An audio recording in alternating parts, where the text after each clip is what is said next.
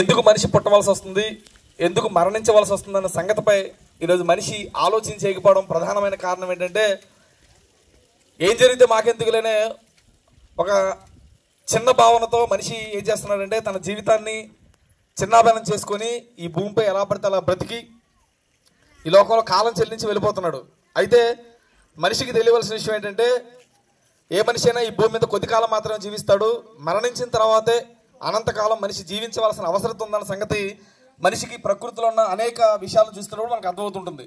మన కళ్ళ ముందే ఎన్నో చనిపోయి మళ్ళీ బ్రతుకుతున్న వైను కనబడుతున్నప్పుడు వాటిని చూసైనా సరే తిరిగి మళ్ళీ మనం జన్మిస్తాము, మళ్ళీ తిరిగి మనకు జన్మ ఉందన్న సంగతిని గుర్తించగలిగితే ఆ జన్మ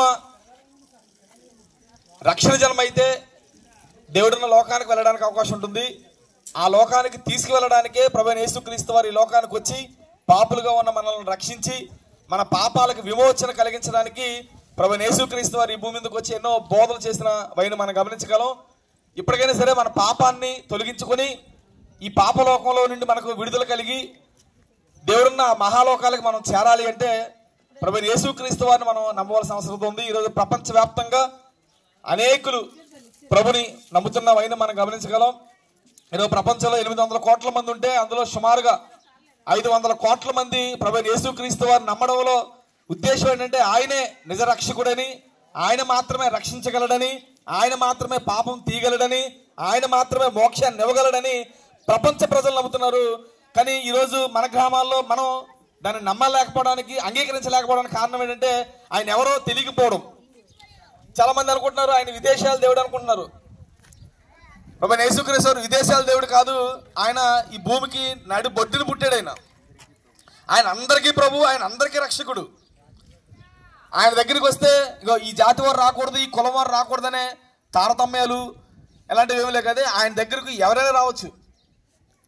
యేసుక్రీస్తు వారు ఈ భూమి మీదకి వచ్చినప్పుడు ఆయన చెప్పిన మాట ఏంటంటే, ప్రయాసపడి భారం మోసుకున్న సమస్త జనులారా నా యొద్దకు రండి అని ఆయన మనుషులందరినీ పిలిచాడు.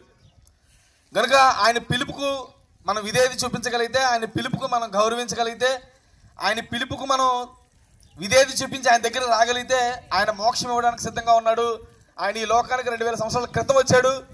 వచ్చి వెళ్ళిపోతూ ఆయన చెప్పిన మాట అంటే మళ్ళీ నేను వస్తాను, నన్ను నమ్ముకున్న వాడికి రక్షణ ఇస్తానని ఆయన తెలియజేశాడు. ఆయన రెండో రాకడలో రావడానికి సిద్ధంగా ఉన్నాడు. ఈ అంత్య దినాల్లో జరుగుతున్న పరిణామాలు చూస్తున్నప్పుడు భూకంపాలు, యుద్ధాలు, అనేకమైన విపత్కరమైన కార్యాలు ఈ లోకంలో జరుగుతున్నవైనా మనం గమనించగలం. వీటన్నింటినీ చూస్తున్నప్పుడు రక్షకుడు రావడానికి సిద్ధంగా ఉన్నాడు. రక్షణ కూడా సిద్ధంగా ఉంది. నేడే రక్షణ దినం. ఇప్పటికైనా మనం రక్షణను అంగీకరించగలిగితే, క్రీస్తుని అంగీకరించగలిగితే, ప్రభువుని అంగీకరించగలిగితే, మీ పరిసర ప్రాంతాల్లో ఎన్నో చర్చిస్ ఉన్నాయి, ఎంతోమంది సేవకులు ఉన్నారు, ప్రతిరోజు దేవుని మాటలు వినిపిస్తున్నారు. కనుక ఆ మాటలు మీరు విని ప్రభు చెంతకు రావాల్సిందిగా మనం చేస్తూ ఈ నా మాటలు ముగిస్తున్నాను. Thank you. ప్రార్థన చేద్దాం. దయగల తండ్రి, కృప